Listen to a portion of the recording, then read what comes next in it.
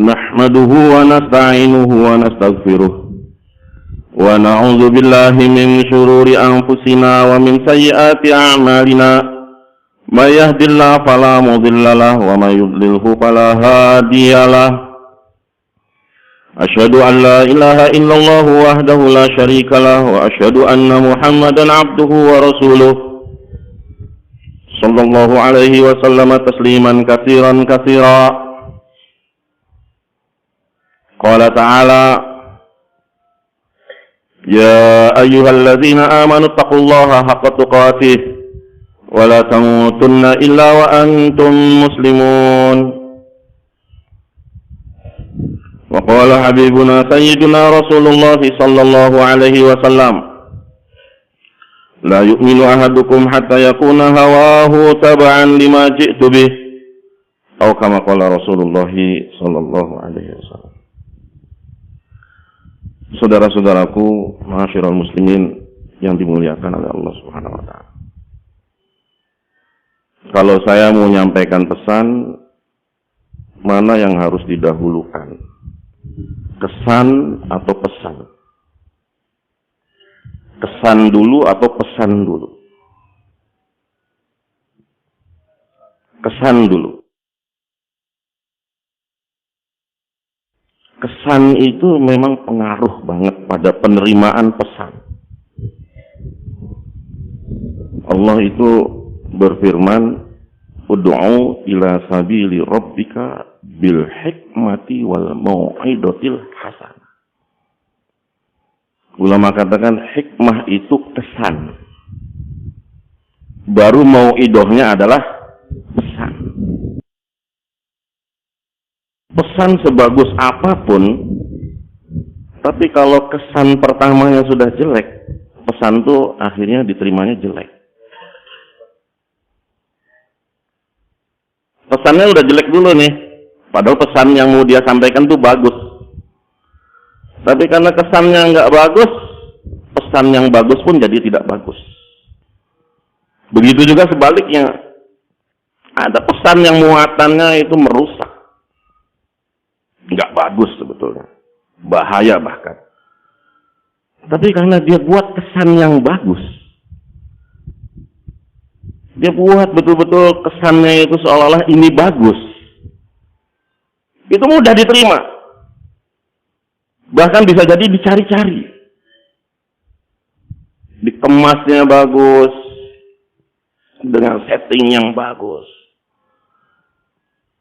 Nah ini hadirin, saya itu diputus untuk bayan dengan muatan sifat-sifat da'i. Artinya bukan masalah pesannya, kesan da'i itu sendiri. Ini berat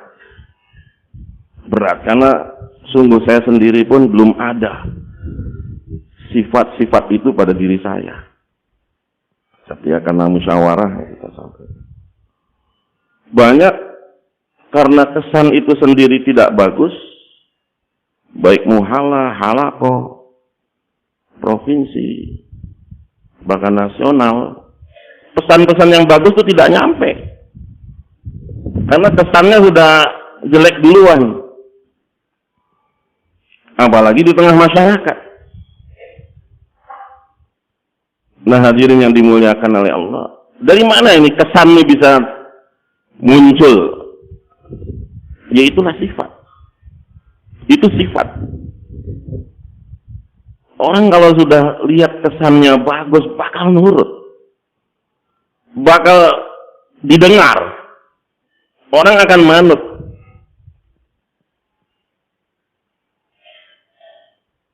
Karena orang itu di dalam hatinya itu sudah percaya. Ngomong apa saja dia ini bagus. Sehingga Rasulullah itu sifat yang awal sebelum nubuwah juga sudah ada, namanya Shadiqul Amin. Orang itu semua sudah terkesan dengan Rasulullah SAW. Modal awal yang Allah berikan itu ada sifat jujur dan amanah, sifat yang benar, sifat yang jujur, sifat yang bersih pada diri Nabi SAW. Itu sudah disukai sebetulnya. Pertentangannya bukan kepada pribadi Nabi, tapi pertentangan yang dibuat oleh kafir-kafir Quraisy itu kepada pesan. Mereka nggak suka dengan pesannya. Tapi ketika kesannya sudah ada, mudah itu dirubah. Tidak makan waktu lama. Karena memang sudah tertanam kesan baik pada diri Nabi Sallallahu Alaihi Wasallam. Nah, kita membangun satu kesan kepada manusia itu, kesan bahwa kita ini baik. Ini yang susah. Kita nggak bisa paksakan orang berkesan dengan saya, kan nggak bisa begitu. Kamu pandang saya baik dong, nggak bisa. Please, tolonglah anggap saya ini baik. Tapi kitanya jahat, nggak bisa. Dan nggak bisa dibeli itu, nggak bisa dibeli. Dia akan datang dari hati. Percaya, yakin, oh udah. Dia akan buat apapun. Dia akan lakukan apapun. Walaupun kelihatannya jelek. Pasien-pasien itu datang kepada dokter, menyerahkan dirinya. Dia menyerahkan dirinya. Bahkan seorang pasien kanker, misalkan seorang wanita kanker payudara, dia datang ke dokter, disuruh apa saja sama dokter, nurut. Kamu dioperasi, dipotong itu payudara. Nurut tidak? Nurut. Padahal saudara bukan. Ustadz dia juga bukan, gurunya juga bukan. Disuruh untuk memotong tubuhnya sendiri. Dia rela saja. Seorang laki-laki disuruh amputasi, dia kena diabetes. Potong kakinya. Siapa yang nyuruh? Dokter. Nurut tidak? Nurut ya. Gak ada marah-marah, gak nyaci maki, gak ngedumel, gak ini apa. Bahkan dokter itu dikasih uang sama dia. Dikasih uang, udah ngambil barang dia, sudah dipotong tubuh dia, dikasih uang lagi. Lihat orang yang sudah ada kesan, dia akan nurut. Dia akan nurut. Karena pasien itu tahu, ini dokter ini benar. Dokter ini benar. Dan dokter ini bakal nyelamatin saya. Dokter ini akan menghilangkan masalah saya. Dia yakin seperti itu. Maka dia dengan percaya seperti itu datang dari hatinya. Walaupun mungkin dokter itu nggak akrab, nggak ramah, tapi dia akan nurut saja. Apa kata dokter? Nah kita ini, dai ini bisa nggak kayak dokter seperti itu? Kira-kira orang disuruh apa saja jungkir balik sama kita tuh mau gitu. Ini yang harus kita bina. Itu sahabat radhiyallahu anhum, nurutnya pada Nabi SAW. Nggak ada yang ngalahkan. Nurut saja. Manut betul. Karena sifat yang ada pada diri Nabi. Maka yang dibangun itu, sebetulnya dalam tablik itu gampang. Pesan itu nggak banyak-banyak. Cuma 6 sifat. Cuma 6 sifat. Tapi kesan ini yang ada pada diri dai itu sendiri susah. Ini yang menghambat sehingga pesan itu nggak nyampe. Betul tidak? Susah. Jangankan ke orang lain, ke kita sendiri pun nggak nyampe. Seolah ada hijab. Apa ini masalahnya? Kok nggak nyampe? Kita berpuluh-puluh tahun di Muhala, kok nggak ada yang ikut lagi? Yang salah pahamnya kita merasa alhamdulillah dapat sunnah Nabi, dibenci sama orang kampung. Ya Allah. Merasa senang dibenci sama mertua, dibenci sama istri, dibenci sama orang kampung tuh merasa senang dia. Dapat sunnah katanya. Ini salah paham. Tidak. Karena di mana hidup agama, wa ma arsalnaka illa rahmatal lil alamin. Pasti mendatangkan rahmat. Pasti akan disukai, pasti akan dicintai. Di mana saja hidup agama pasti akan disukai. Nggak mungkin dimusuhi. Aneh kan kalau ada mertua punya menantu kalkun berharap supaya segera cerai. Aneh gitu kan.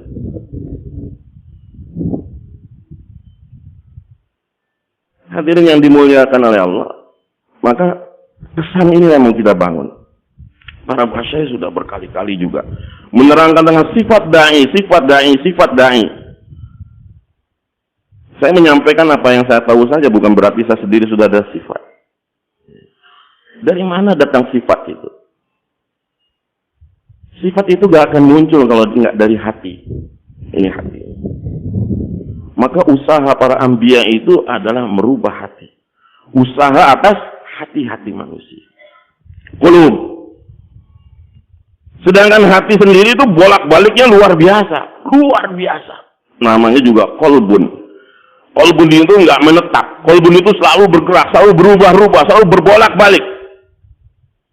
Sehingga ada doa, ya muqallibal qulub, qallib qulubana ala dinik. Ya musarrifal qulub, sarrif qulubana ala ta'atik. Selalu berubah-ubah. Ini hati kita nih. Dan nggak bisa dimakan oleh usia, nggak bisa dimakan oleh umur, nggak bisa dimakan oleh kita udah keriput, udah ini, udah sakit-sakitan, udah enggak. Hati ini akan mewarnai betul-betul bagaimana sifat sikap kita dalam kehidupan kita itu. Maka usaha dakwah ini usaha atas hati-hati manusia. Yang paling utama itu dai itu sendiri. Bagaimana hatinya, bukan objek kita, tapi kita sebagai subjek. Bagaimana kita berubah hatinya. Menampilkan kesan yang bagus. Sahabat radhiyallahu anhum pergi kemana saja itu disukai, dicintai. Kemana saja mereka pergi, mau ke Cina, mau ke Afrika, mau ke Eropa, mau kemana saja disukai. Sahabat terus. Beda warna kulit, beda bangsa, beda bahasa, beda makanan, beda tradisi, beda karakter. Tapi sahabat disukai. Dikasih tanah, dikasih anak, dikasih kawin, dikasih modal, dikasih apa untuk hidup di sana. Maka tidak heran kenapa ratusan ribu kuburan sahabat di luar tanah Hijaz. Diterima mereka itu, diterima. Anak keturunan mereka pun berkembang di mana-mana tempat. Karena kesannya itu yang dibuat kesan yang baik, yang bagus. Dan orang suka, orang suka. Ini hadirin yang kita mau ambil pelajaran betul. Kalau muatan pesan itu kita insya Allah Al-Quran dan hadis itu sama. Jadi kesan yang dibuat ini yang membuat kita berbeda. Hati ini gak bisa ditipu oleh umur. Apakah kalau sudah berubah, sudah tua, bakal hatinya lebih baik? Belum tentu. Semakin tua, semakin menjadi katanya. Tua-tua keladi. Semakin tua, itu memang itu hadis Nabi SAW. La yazalu qalbu kabir. Fisna ini. Orang tua itu, tua umurnya, belum tentu tambah ingat mati. Walaupun sudah umurnya di atas 60 ada fadilah, di atas 40 ada fadilah, lebih daripada itu, lebih lagi daripada itu ada fadilahnya. Tapi sifat itu memang Masya Allah. Rasulullah SAW tadi bersabda, walaupun orang itu kabir, orang yang sudah tua, tapi kolbunya itu senantiasa tidak berubah walaupun dia sudah tua. Ada dua hal yang senantiasa ngikutin walaupun dia sudah berumur tua. Hubud dunia, cinta dunia, dan tulul amal. Ini parah ya. Angan-angan yang panjang, udah tua masih angan-angan panjang lagi. Oh seolah-olah dia akan hidup sekian lama lagi, sekian lama. Saya masih ada waktu lagi Mas. Maka orang tua yang cinta dunia itu lebih ganas daripada yang muda gitu. Benar, lebih ganas. Apalagi kalau sudah 60 tahun. 60 tahun. Ada satu orang tua, dia itu hidupnya hitung receh aja. Receh. Ya terus begitu hitung receh, tiap hari hitung receh. Sampai meninggalnya itu dia dalam keadaan sakarat itu, wah, kayak orang ngamuk gitu. Ngucap mbah, suruh ngucap dia. teriak. Nah, suruh ngucap, suruh ini ngajikan dia baru tenangnya ketika dipegangin receh. Recehnya diambil, ngamuk lagi dia sampai meninggalnya itu harus pegang receh.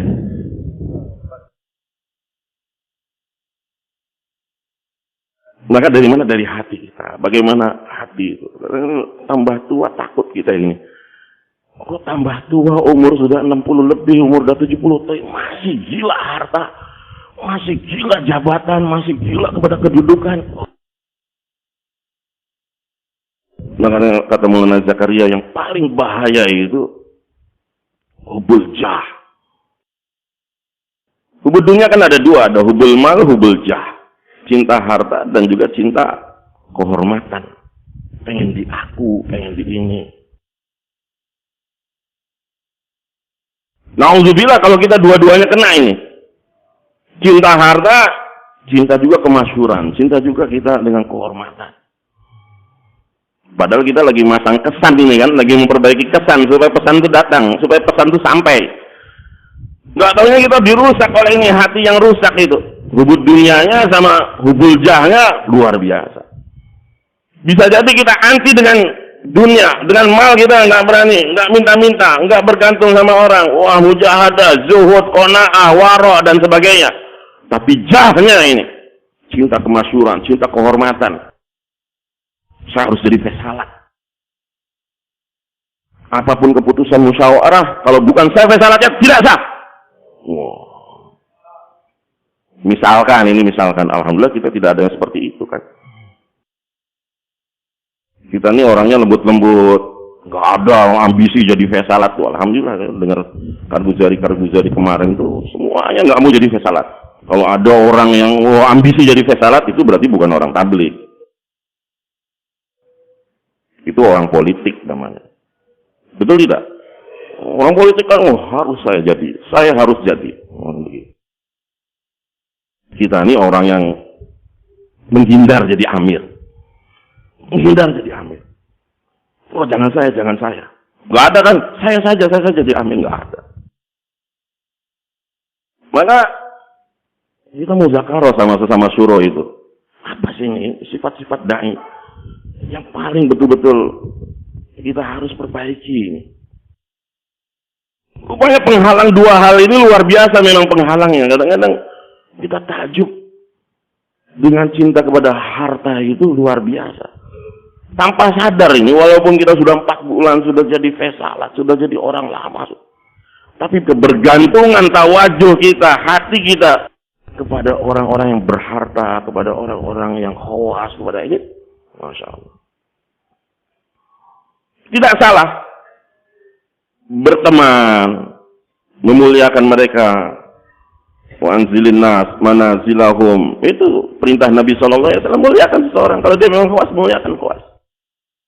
Tapi hati ini jangan sampai ada kesan dengan dia. Biasa saja. Insya Allah itu bisa kita lakukan. Tapi yang paling parah ini yang jah ini nih. Maka hadirin, memperbaiki hati ini evaluasi kita. Sebetulnya itu kalau kita betul sungguh-sungguh kita dalam usaha dakwah itu bersih semuanya itu. Bersih semuanya. Itu akan jadi bersih. Fa'alhamaha fujuraha wa taqwaha. Itu sudah tinggal kalian pilih. Mau yang mana? Jaulah itu kan betul-betul membersihkan hati. Taklim itu membersihkan hati. Hati ini kan bagaimana diisinya. Dia selalu menjadi mangkok, wadah yang kosong. Tergantung apa yang diisi, dia akan masuk ke dalam itu. Dan dia akan mewarnai seluruh tubuh. Idza saluhat, kalau hati itu betul, akan betul sairu amali. Wa idza fasadat, kalau hati itu rusak, maka akan rusak. Allah wahyal qalb. Ingat, betul-betul, ini hati ini. Dia akan mempengaruhi perilaku kita. Gak mungkin kan kalau hati kita diisi kecap, kemudian keluarnya saus. Keluarnya madu, tidak. Diisi air, keluarnya racun, tidak. Apa yang diisi itulah yang akan keluar nantinya. Akan muncul ke permukaan. Akan muncul dalam amalan. Maka yang utama sekali mengisi hati kita ini, para masyayikh kita selalu arahkan kita dengan 4 amal. Dan yang paling utama adalah dakwah ilallah. Ini adalah media untuk mengisi goda katanya. Ini goda. Makanannya hati itu adalah dakwah ilallah. Orang yang dia jarang berdakwah, tidak mendakwahkan Allah, hatinya dia akan kurus, hatinya akan berpenyakit, hatinya betul-betul akan lemah. Ini bahaya. Maka dakwahkan Allah, lagi-lagi dakwahkan Allah, dakwahkan Allah, dakwahkan Allah. Kalau orang zikirkan, la ilaha illallah, ke hati lagi, ke jantung kita. La ilaha illallah, illallah, illallah. Allahu, Allah, Allahu, Allah, terus. Mau diisi ini dengan Allah. Allahu, Allah, Allahu, Allah. Mau diisi hati ini dengan Allah. Bisa jadi dengan zikir kita, insya Allah, lagi dan lagi, lagi dan lagi. Allah, Allah, Allah, Allah. Akan masuk Allah dalam hati. Tapi apabila kita dakwahkan, wih, itu dahsyat. Beda. Walaupun bisa naik iman kita dengan zikir, dengan tilawat Quran, tapi tidak ada media yang paling betul-betul merubah hati kita, membawa kebesaran Allah dalam hati kita, kecuali dakwah. Mengapa para sahabat iman mereka itu kuat-kuat? Karena mereka dakwah. Bayangkan, tidak ada syariat apapun selama 13 tahun di kota Mekah. Tidak ada. Tidak ada sholat, tidak ada puasa, tidak ada apapun amalan yang disyariatkan ketika itu. Yang ada apa? Sampaikan, sampaikan. Yang ada hanya tabligh, yang ada hanya dakwah, yang ada hanya mengajak manusia. 13 tahun. Puas itu sahabat. Puas betul mereka itu mendakwahkan Allah sehingga betul-betul Allah masuk di dalam hati mereka. Sehingga tidak ada kesan. Tidak ada kesan mereka dengan dunia, tidak ada kesan dengan makhluk. Itu memang didikan. Allah yang ajarkan. Nabi yang ajarkan kepada mereka. Sallallahu alaihi wasallam. Untuk apa? Supaya betul, hati itu betul. Maka sarana memperbaiki hati ini dengan kita di jalan Allah ini. Kita dengan makomi, kita dengan intikoli. Amalan-amalan itu semuanya adalah untuk apa? Membina hati. Ini sifat yang paling utama. Yakin kepada Allah. Sifat yang paling utama dan pertama yang harus kita perbaiki. Kesan yakin itu yang akan nanti menyampaikan pesan kita. Bagaimana bisa orang-orang mewat yang buta huruf, yang tidak ngerti apapun bisa berdakwah di Amerika? Bagaimana bisa mereka bisa menjadi asbab di negara-negara yang canggih? Padahal mereka nggak ngerti teknologi. Kenapa ini? Masalahnya hati-hati mereka. Hati mereka ini di dalamnya ada Allah. Kalau kita sendiri tidak bisa menyampaikan, tidak bisa sampai pesan kita, karena mungkin kesan Allah di dalam hati kita memang tidak ada. Allah yang menyampaikan. Allah yang membuka hati, dari hati ke hati. Bahasa itu tidak jadi masalah. Jadi ketika hati ada kerisauan, hati cinta pada umat, hati ini betul-betul ingin kepada hidayah, tawajuh kepada Allah, itu yang menyampaikan pesan itu sebetulnya. Allah akan rubah. Lihat orang saja sudah ingat Allah. Dengar omongannya, bertambah ilmu kita tentang Allah. Lihat perbuatannya, ingat akhirat kita. Itu teman itu kayak begitu. Maka hadirin yang dimuliakan oleh Allah, yakin ini adalah hal yang paling utama yang harus kita masukkan dalam hati. Kita nggak usah bahas-bahas yang lain-lain dulu. Mau adab, mau ini, mau muzakarah itu, muzakarah ini. Bagaimana yakin masuk, itu saja dulu yang pertama.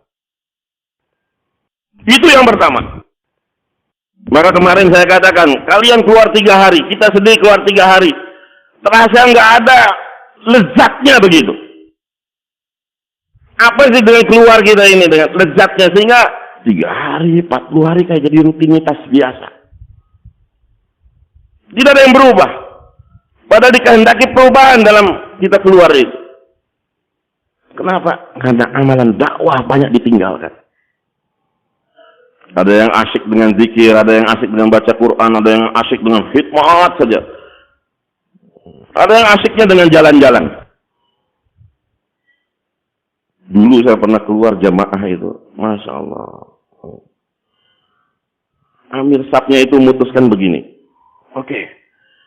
Karena kita berada di negeri jauh, ini keluar takhir negeri jauh. Orang-orang lama semua. Amir Sabnya putuskan, sehari kita amalan, program sehari kita jalan-jalan. Bisa begitu coba Pak. Bayangkan. Hebatnya itu. Sehari kita program amalan, sehari jalan-jalan. Sehingga satu ketika kita pas jadwalnya jalan-jalan. Amir Sab usul gimana? Ini, ayo. Oke lah. Kita ke kebun binatang. Saya berdua orang yang paling nggak punya apa-apa kan kita, itu orang tua semua, orang lama semua, kita orang baru masih muda lagi. Kalau nggak salah saya baru kawin kalau nggak salah. Udahlah kita taklim aja di luar kebun binatang. Jadi kita taklim di luar kebun binatang tuh. Yang lain masuk ke dalam. Sampai satu ketika di kandang monyet. Apa bukan monyet ya? Apa simpanse apa tuh? Jadi dia berayun, semua kartun itu lihat di kandang itu kan. Tapi begitu ayun-ayun, rupanya si monyet ini dia tiba-tiba begini, wah dia ngeludah semua itu kartun tuh yang di depannya diludahi semua. Udah setelah itu kapok nggak jalan-jalan lagi. Ditegur sama simpanse. Ya Allah. Alhamdulillah mereka kayak MS semua. Ini Pak, ini masalah ini. Kadang-kadang kita program-program itu karena dakwah itu yang agenda pertama sebetulnya. Dakwah itu agenda pertama. Bukan zikir, bukan taklim, bukan dakwah. Kita mau belajar dakwah. Jauh-jauh ke Pakistan mau belajar dakwah. Subah ke Masai mau belajar dakwah. Dakwahnya itu yang kita mau. Bagaimana kita dakwah hari-hari menjadi sifat kita. Mulai Said Khan katakan, saya nggak mau amal, yang saya mau amal yang ada sifat. Bagaimana amal yang ada sifat? Dakwah itu amalan, tapi bagaimana jadi sifat kita? Nggak mungkin hilang gitu dakwah, di mana-mana dakwah. Terus terang saya sendiri susah gitu, karena saya punya tabiat itu pendiam. Sedangkan dakwah itu harus orang yang cerewet. Berbahagia tuh orang-orang yang cerewet tuh, dia mudah dakwah. Kemana-mana. Orang pendiam itu susah. Tapi ya begitu, diajari kita supaya cerewet dalam dakwah. Nggak apa-apa, cerewet dalam dakwah. Kadang-kadang orang kaget, ini orang pendiam tiba-tiba cerewet dalam dakwah. Nunggu berhentinya susah. Tapi memang begitu, Pak. Wih, itu kalau kita iman itu didapat dengan dakwah itu, Formula One tuh kalah tuh, Pak. Iman kita, wah sudah super jet pesawat. Maka dakwah ini akan mendatangkan keyakinan. Kalau yakin sudah masuk, kesan itu sudah ada tuh. Terbuka itu. Hati-hati manusia Allah akan buka. Sehingga pesan mudah kita masuk ke dalam hati orang. Pesan kita mudah nyampe. Cuma masalahnya kita bagaimana yakin kita ini. Kadang-kadang berubahnya kecil. Berubahnya cepat. Karena hati itu memang begitu. Bolak-balik. Ketika nggak ada takaja, ketika nggak ada bertemu dua takaja dunia dan takaja akhirat, lagi aman-aman saja. Tapi ketika bertemu takaja dunia dan takaja akhirat, nah itulah pilihan. Pilih dunia apa pilih akhirat, kan begitu. Wah itu yakin kita diuji betul itu. Yakin itu diuji. Pas waktunya khidmat di markas Ancol, orang-orang pikir diminta, begitu kan.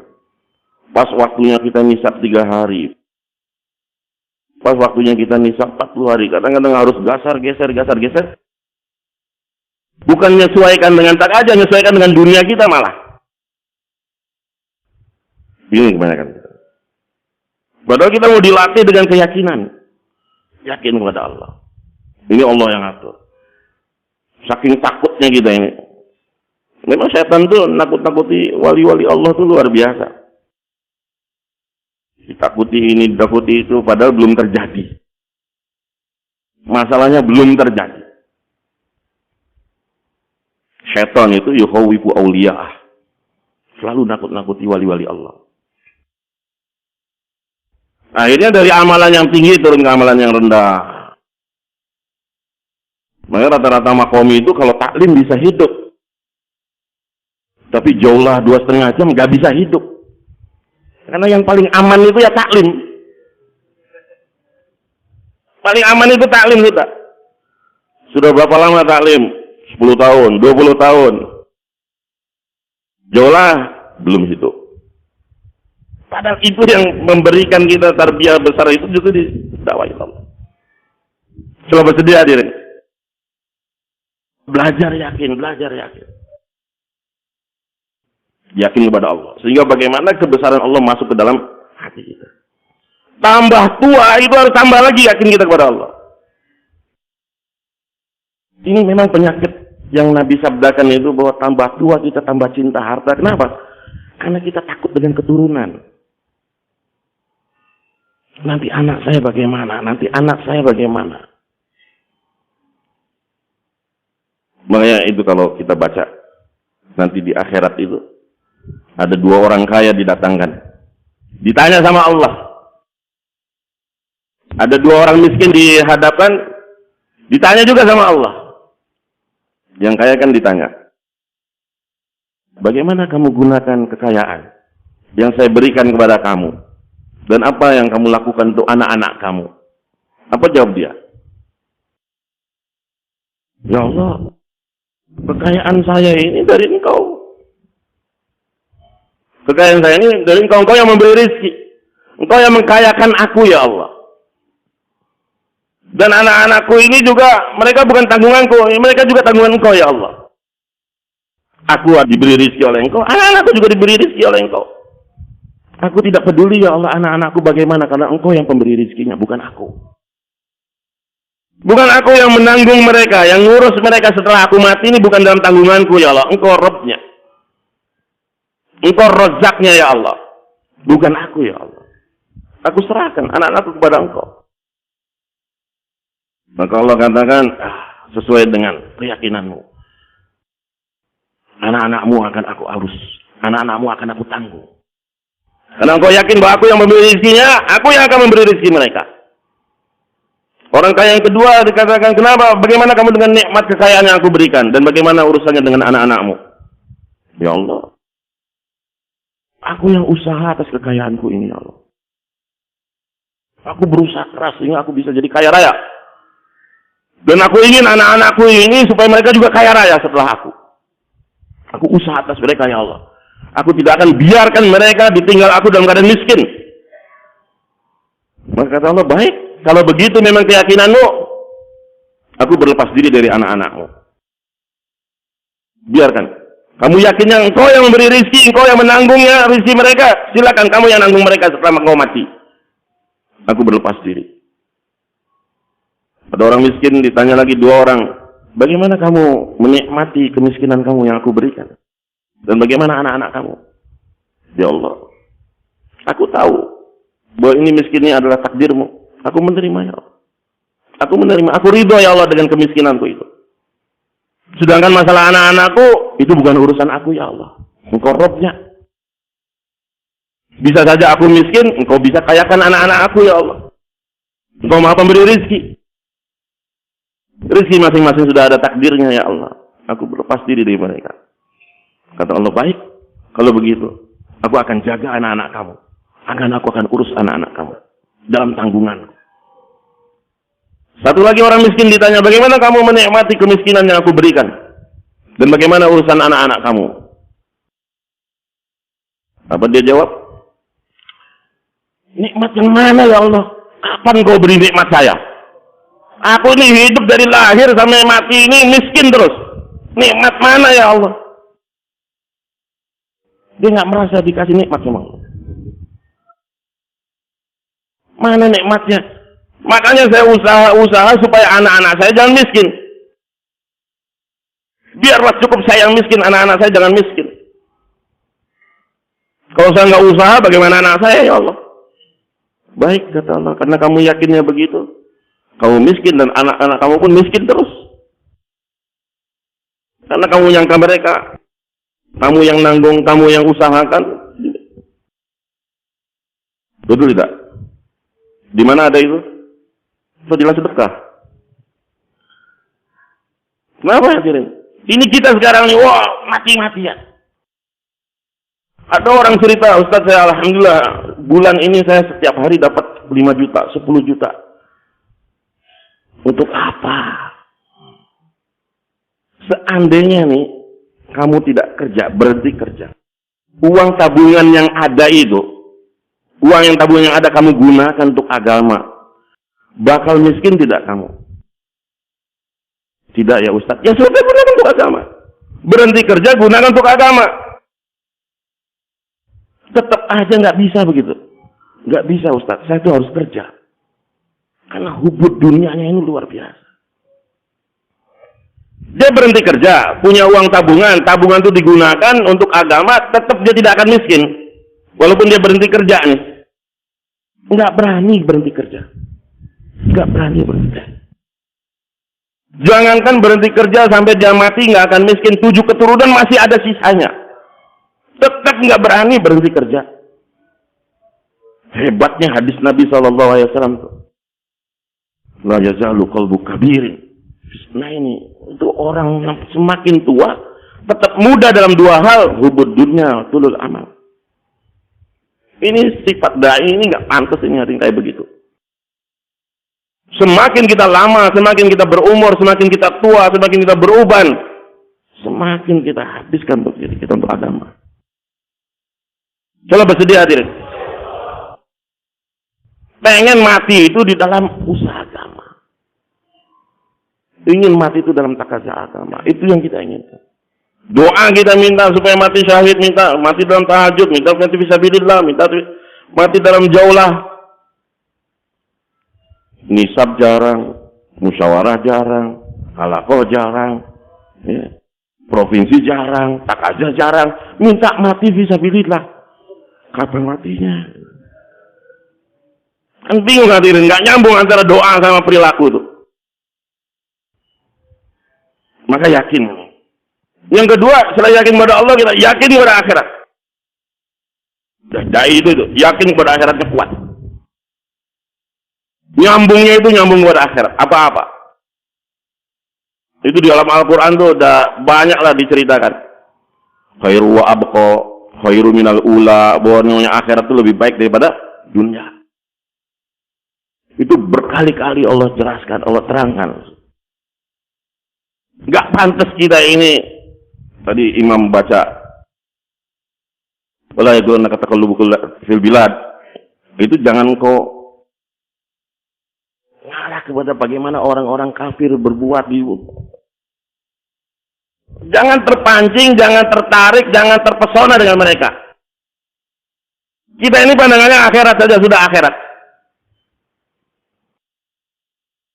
Di dunia ini ada masalah apa? Sudah kita doa minta sama Allah, diterima alhamdulillah, tidak diterima alhamdulillah.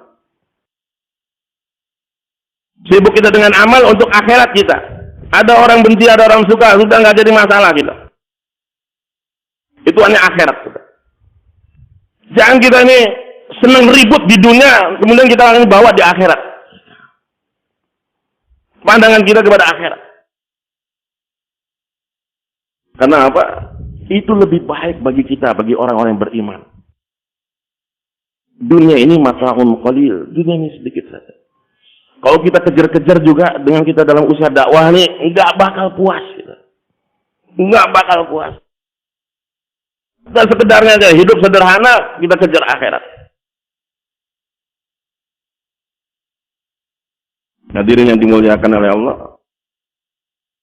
Makanya Allah itu nanti di akhirat itu akan perintahkan, siapa yang berhutang, bayar hutang. Itu nanti di mahkamah ilahi itu, siapa yang berhutang, bayar hutang. Dipaksa bayar hutang. Bagaimana kita mau bayar hutang? Jangankan uang, jangankan harta kita, telanjang bulat kita di hadapannya. Di yaumil mahsyar itu kita telanjang bulat, nggak pakai alas kaki, nggak pakai baju selai pun sebenang pun. Disuruhnya kita bayar hutang. Wih, kejam betul itu kalau udah dipaksa untuk kita bayar hutang. Makanya Nabi kenapa nggak mau nyolati orang yang punya utang? Orang yang mati syahid pun tertunda dia masuk dalam surga karena utang. Nah, ini peringatan nih. Dai ini punya sifat, kita nih kadang-kadang terlalu sangka baik dalam berhutang tuh. Husnuzon, dia nggak perlu sama bayar utang saya. Merasa aman aja. Kalau nggak ditagih itu dia merasa senang gitu. Alhamdulillah, alhamdulillah. Punya utang tuh merasa bebas gitu dia tuh. Dia nggak nagih saya, ketemu juga diem saja. Untuk apa dibayar? Dia orang kaya, ini hati-hati. Utang itu bahaya itu.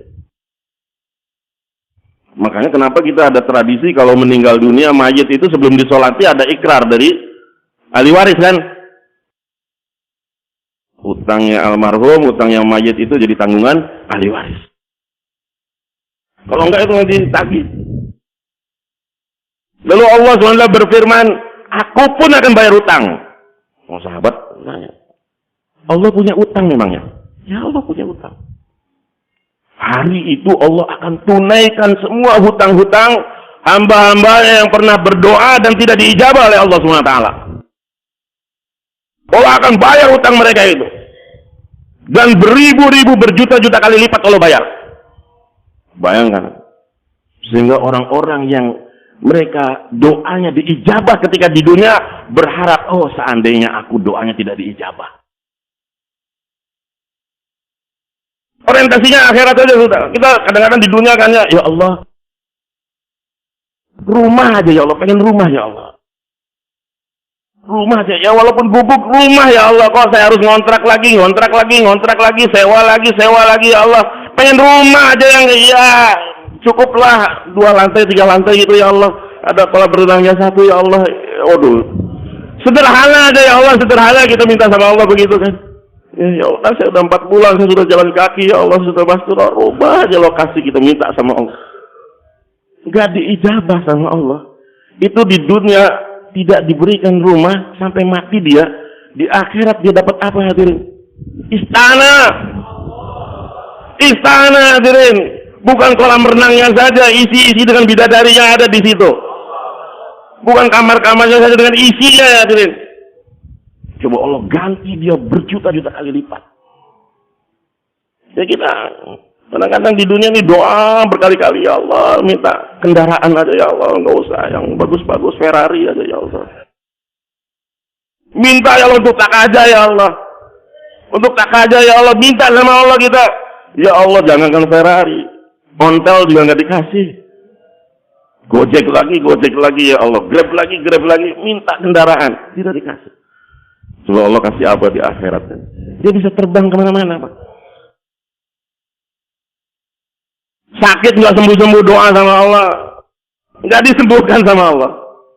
Tapi Allah kasih sehat di akhirat nanti di surga. Oh, seperti pemuda 33 tahun.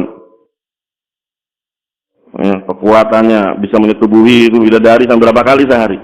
Ya, lihat bagaimana Allah kasih berjuta-juta kali. Akhirnya orang yang dikabulkan doanya ketika di dunia itu berharapnya apa? Seandainya itu di dunia nggak dikabulkan, aku akan dapat di akhirat. Orientasinya akhirat saja sudah. Gak apa-apalah di dunia ini ada apa. Dibenci, diremehkan, gak jadi syuro, gak jadi fesalat, gak jadi ini. Jangankan jadi bayan. Iklan udah nggak dipercaya kita nih. Nggak apa-apa. Dalam tablik nih, biar yang terbelakang aja nggak apa-apa hadirin. Tapi di pandangan Allah yang terbesar. Saya diajari doa sama Profesor Nadir Alihan, Allahumma ij'alni fi ayunin nasi saghiran wa fi ayunika kabiran. Ya Allah, jadikan aku ini kecil di hadapan manusia, tapi besar di hadapanmu ya Allah. Mulia di hadapanmu. Makanya kenapa? Man tawaddu'a, siapa yang bertawaddu, dia akan diangkat oleh Allah. Jadi orang-orang kayak gini, sifat-sifat kayak gini tuh, pasti dia tidak akan bertengkar. Nggak akan berselisih, nggak akan ribut, nggak jadi fesalat, nggak akan ini. Kalau dia duduk, dia jadi fesalat, saya nggak akan hadir. Katanya kayak gitu. Coba bayangkan. Ini sifat da'i yang salah. Menghindari pertengkaran. Karena apa? Allah janjikan nanti itu di surga ada yang khusus istana untuk orang yang menghindari pertengkaran. Masa kita mau korbankan coba istana sebaik itu? Rumah kita di dunia saja sudah ngontrak terus, ini mau dikasih istana kita nggak mau. Sa'id bin Zaid. Siapa Sa'id bin Zaid? Salah satu Asyra Mubasyarah, saudara iparnya Umar bin Khattab radhiyallahu anhu. Suaminya Fatimah yang ditampar itu. Itu orang kaya. Itu orang kaya raya. Jadi ketika dia hijrah, dia bisnisnya mulai baru, dia banyak punya tanah, punya rumah, punya ini dan sebagainya.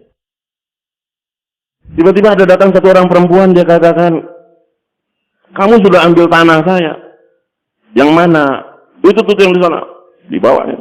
Kebun. Luas. Apa tuntutan kamu? Ini tanah saya. Kamu ambil dengan semena-mena. Betul. Iya betul. Kalau kamu yakin kamu ini tanah kamu, ambil. Diambil. Dikasihkannya saja. Ya, ambil kamu. Sampai perempuan itu kaget. Betul. Iya. Ambil saja. Maka ketika dia pulang, orang-orang tanya, wahai Said, engkau tidak melawan atau berhujat atau bagaimana membela, mempertahankan tanah kamu itu yang diambil? Dia bilang, gak apa-apa, saya tidak mau bertengkar. Saya tidak mau bertengkar. Harga tanah itu cuma seberapa dibandingkan istana di surga nanti. Ya. Kalau dia zalim kepada saya, maka dia akan mendapatkan keburukannya sebelum dia mati. Dan ternyata memang ya, perempuan itu jadi gila dan dia meninggal dalam keburukan. Orang-orang itu kalau paham dengan pertengkaran, dia akan menghindari pertengkaran. Mengalah saja, sudah mengalah, memaklumilah dia. Karena usaha dakwah ini hadirin yang dimuliakan oleh hanya bisa dinikmati, dilakukan oleh orang yang hati-hati mereka lembut. Hati-hati mereka lembut, hati mereka terbuka, hati mereka luas seperti lautan. Kalau yang hatinya sempit, apalagi keras, itu nggak bakal. Apalagi marah-marah di markas, enggak, itu enggak. Bayan Hidayah marah, Bayan Wabsi marah, Muzakarah marah-marah. Wah, dia bukan Amir Halakoh, itu namanya Amir marah. Enggak patut kita berbuat kayak begitu. Kita ini legowo sama teman semuanya ini, saudara-saudara kita semua. Akhirat dan kita ini akan mati. Apa yang kita mau bawa? Kita ini akan mati, Pak. Kita apa yang kita bawa? Kita nggak bakal selama-lamanya hidup. Bakal mati. Mau dibagus-bagusin fisik kita, mau bagus-bagusin, nggak bisa. Kita pasti akan mati. Tinggal kita mau bagaimana kita mati ini dengan mati yang bagus. Jangan ada angan-angan, kalau kita ini kita akan dapat kekuasaan di tabligh itu, wah, itu rakus, itu serakah, itu lupa kepada akhirat. Kita surah-surah juga bukan yang terbaik, tidak. Bahkan mungkin banyak jauh lebih baik kalian, bapak-bapak sekalian di muhala, di halaqah dan sebagainya. Kerja ini bukan berdasarkan kedudukan, jabatan dan tidak. Kerja ini berdasarkan pengorbanan, berdasarkan kesungguhan. Yang Allah terima tidak tahu di antara kita ini siapa yang paling diterima. Kita nggak tahu. Makanya kita usaha itu karena Allah saja sudah. Karena Allah. Kalau kita mau percantik, kita bayan diperbagus, kita di ini kan, hanya fisiknya saja, omongan kita dan sebagainya. Nggak ada. Nilai itu kosong. Kita bukan mau bangun dari situ, tapi bangun dari pengorbanan dan kerja. Nggak bisa kita melawan kuasa Allah Subhanahu wa Ta'ala. Dalam tabligh ini, ya manusia secara umumnya, memang sifat-sifat fitrah manusia suka kepada zina linnas subuh syahwat minan nisa wal banin terus dan seterusnya, itu pasti ada, nggak bisa hilang daripada diri kita. Ini yang membuat kita akhirnya terpecah dengan yang lain. Maka singkirkan, bersihkan, kita taubat kepada Allah, kita minta ya Allah hati yang bersih, sifat yang taat, sifat yang tunduk, sifat yang kita manut, betul-betul.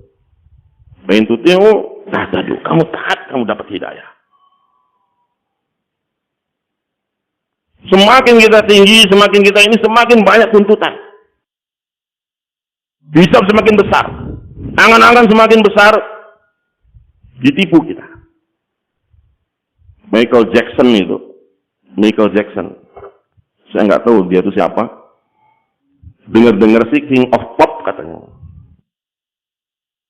Itu dia punya angan-angan. Awalnya dia pengen jadi punya kulit putih. Setelah sukses, akhirnya dia disuntik, jadi putih kulitnya.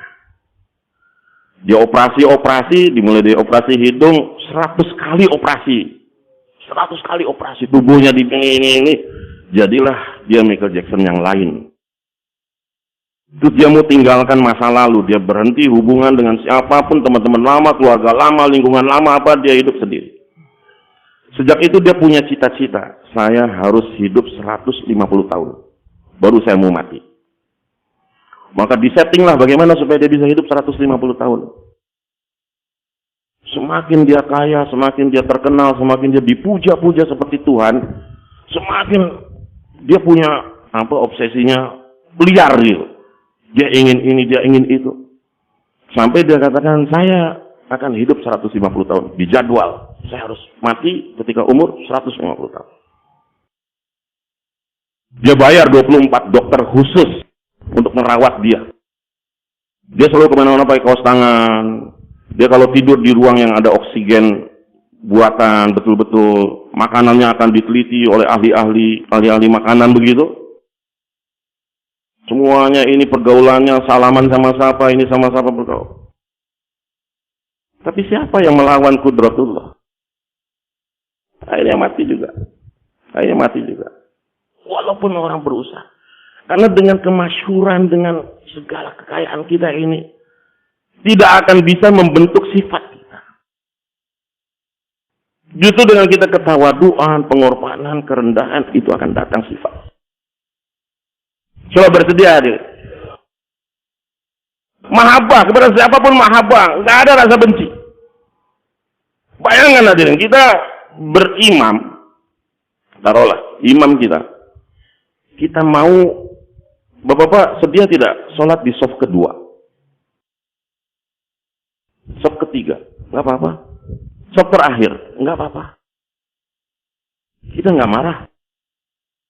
Artinya apa? Ketika kita diletakkan di belakang pun kita ridho, betul tidak? Lalu kenapa ketika jadi tabligh harus jadi fesalat? Sholat paling belakang malah jadi utama kita. Datang paling terakhir. Kalau musyawarah kali ini paling belakang. Bukan musyawarah ini, musyawarah yang lain. Duduk paling belakang. Tapi kalau pas jadi fesalat, pengen jadi fesalat. Itu bertentangan dengan hati, ada kemunafikan di dalamnya. Kalau memang mau harus sholatnya di depan, kalau bisa jadi imam. Pengen terdepan terus. Apalagi sudah kita jadi makmum yang paling belakang. Diimami imam yang kita nggak suka. Hati kita tuh udah nuduh yang enggak. Imamnya suaranya bagus. Wah, ria ini. Imamnya suaranya bagus, dia bilang, oh ria ini. Coba lihat, bayangkan orang lagi sholat, dia bisa tuduhan kayak begitu, fitnah dia. Hebatnya itu. Wah, ini ria. Sampai begitunya Pak kita. Nggak kekontrol hati kita tuh sampai begitunya. Makanya kadang-kadang ada orang nggak kunut. Orang nggak kunut. Imamnya kunut. Jadi ketika imam kunut, dia nggak kunut. Dia dalam hati dia bilang, imam ini bid'ah. Imam ini bid'ah. Dia sudah nuduh bid'ah ketika dalam sholat itu. Dalam sholat dia tuduh bid'ah kepada imamnya. Coba bayangkan. Dalam tablik kita usaha, kita ada sangka buruk ke syuro-syuro kita, ke faisalat yang lain, ke sama ahli dakwah, ke sama ini. Coba betapa dolimnya itu. Itu dolim banget sebetulnya. Dalam kita usaha dakwah ini kita bersama-sama. Sama lah, saya juga lagi memperbaiki diri, Anda juga lagi memperbaiki diri, kan begitu. Kenapa kita sangka-sangka buruk sama orang? Atau kita juga lagi memperbaiki diri? Gak mesti di depan, sholat aja gak mesti di depan. Gak mesti tampil. Allah bisa melihat apa yang Allah terima. Coba bersedia hadirin. Maka subah kita datang, kita musyawarah, tambah pengorbanan, kita betul-betul tawajuh, zikir kita tawajuh, infirodi amal tawajuh, istimaiyat amal tawajuh. Betul-betul itu untuk membina sifat kita sebenarnya. Sifat kita. Datang saja kita ke satu tempat, kita merasa paling rendah. Udah paling nggak bisa. Paling nggak bisa. Saya kalau syuro itu saya menganggap diri saya ini anak bawang. Itu hebat-hebat, yang hebat-hebat lah. Saya ini syuro anak bawang saja, saya bilang. Kenapa? Karena kalau kita tidak merasa begitu, kita akhirnya wah maunya bertentangan terus. Beda usul, kamu musuh saya. Beda pendapat, kamu nggak suka saya. Kan begitu. Padahal musuh satu saja itu banyak. Teman 1000 itu kurang. Kan begitu. Maka kita bagaimana ada mahabbah. Tundukkan kita, rendahkan kita, buka hati kita lapang-lapang. Hindari segala perselisihan. Ngalah saja ngalah. Hajat kita tidak tunaikan di dunia, Allah akan tunaikan nanti di akhirat. Bukan jadi fasalat lagi nanti kita di akhirat dari surga tuh. Kita jadi raja nanti di sana. Jadi raja, Pak. Masa nggak ngiri kita pengen jadi raja? Jadi raja kita. Sudah dudukan dunia ini nggak apa. Maka di situ sifat-sifat dai ini akan menambah kesan, baik kesan diri kita, kesan kepada yang diterima, yang menerima pesan. Pesan itu akan mudah, insya Allah akan mudah untuk diri kita sudah diamalkan, untuk orang lain pun akan mudah diamalkan. Maka jangan miss setiap amalan, setiap amalan. Infirodi lagi begini nih, kadang-kadang infirodi kita kacau. Kalau lagi istimaiyat seperti ini, infirodi kita ini kacau. Baca Quran nggak sempat, zikir nggak sempat, betul tidak? Nggak sempat ini. Kita ada alasan kita lagi enggak. Justru lagi begini kita jaga infirodi amal, mantap. Tapi jangan jaga infirodi amal, istimaiyat amalnya ditinggal. Nggak ikutan karena lagi zikir, nggak ikutan karena. Coba semua bersedia hadir. Nah, jadi amalan-amalan nanti ya kita akan dengarkan banyak muzakarah. Insya Allah Pak ya, kita mudah-mudahan muzakarah berikutnya kita niat amalkan.